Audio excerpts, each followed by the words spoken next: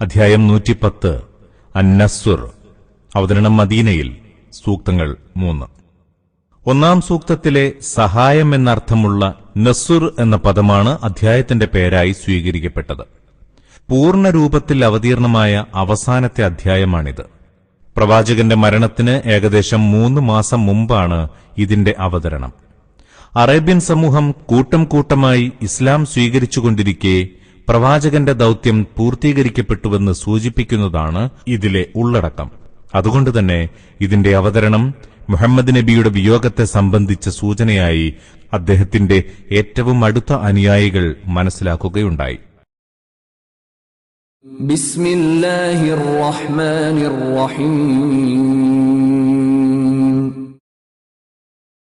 അല്ലാഹുവിന്റെ സഹായവും വിജയവും വന്നെത്തിയാൽ, ജനം കൂട്ടം കൂട്ടമായി ദൈവിക മതത്തിൽ കടന്നുവരുന്നത് നീ കാണുകയും ചെയ്താൽ,